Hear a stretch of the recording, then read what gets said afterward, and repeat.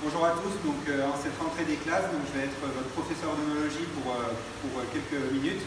Donc, mon nom est le professeur Crosnier, et non pas Crosnier. Donc aujourd'hui, je vais vous parler un peu de l'extraction et de la vinification des vins rouges. Donc, on va un peu vous parler de l'oxygénation dans les vins. Donc, comme vous le savez sûrement, lors de la fermentation, c'est des levures. Donc, une petite levure qui va manger du sucre et qui va produire de l'alcool.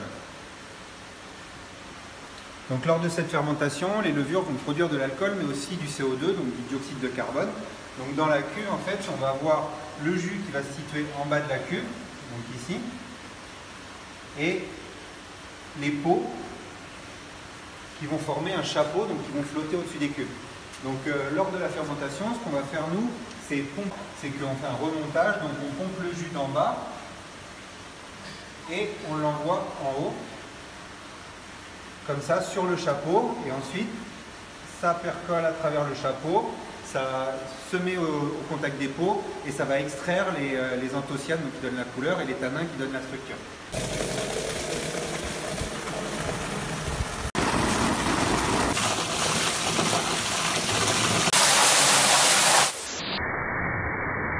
Donc ça, du coup, chaque jour, on va déguster le vin pour savoir s'il faut continuer ces extractions, s'il faut les calmer, s'il faut les faire plus fortes, pour que le vin soit bien équilibré et très bon à déguster. Donc lors de ce phénomène, en fait, lors de la fermentation, on va parfois oxygéner le vin et parfois ne pas l'oxygéner pour le garder sans oxygène. Donc ces différentes façons de faire vont être dictées par plusieurs points. Donc tout d'abord, c'est les levures. Donc les levures, pour bien manger, en fait, pour bien assimiler le sucre, elles vont avoir besoin de vitamines, d'azote, qui se trouvent naturellement dans le vin, et aussi d'oxygène. Et donc du coup, cet oxygène, en le mettant lors d'un remontage, et bien, du coup, on va permettre de nourrir les levures qui vont ensuite bien manger le sucre pour le transformer en alcool. Et si par exemple il n'y a pas assez d'oxygène, les levures elles vont au lieu de produire de l'alcool de la bonne façon, elles vont travailler différemment et elles vont produire des composés soufrés qui sentent l'œuf et qui ne sont pas très agréables à sentir et à boire pour le dégustateur. Donc ça, c'est la première partie. Et ensuite, la deuxième partie, c'est sur la partie couleur et structure du vin.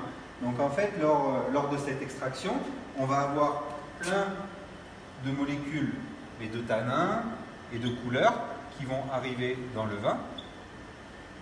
Donc voilà, quand ces molécules de tanins et de couleurs sont séparées, ça va donner des couleurs qui ne sont pas du tout stables, donc qui vont très vite précipiter et on va perdre la couleur dans les vins. Et les tanins vont être très durs et pas très agréables à boire. Donc en rajoutant de l'oxygène, en fait, on va permettre de créer des liens entre les tanins et la couleur et entre différents tanins. Donc du coup, ça va faire des grosses molécules qui vont se lier les unes aux autres et qui vont stabiliser la couleur. Donc du coup, la couleur va être plus écarlate, plus belle et ça va durer plus longtemps dans le temps. De la même façon, plus les molécules de tanins condensées les unes aux autres, liées les unes aux autres par des molécules d'oxygène, vont être grandes, plus le tanin va être souple et va être agréable à la dégustation. Et par contre, si on en met trop, ça va oxyder les arômes du vin et du coup on va perdre des arômes, ça va donner un vin qui va perdre de la couleur, qui va perdre des arômes et du coup qui n'est pas dans ce qu'on veut faire. Donc voilà pour cette petite leçon d'œnologie gratuite.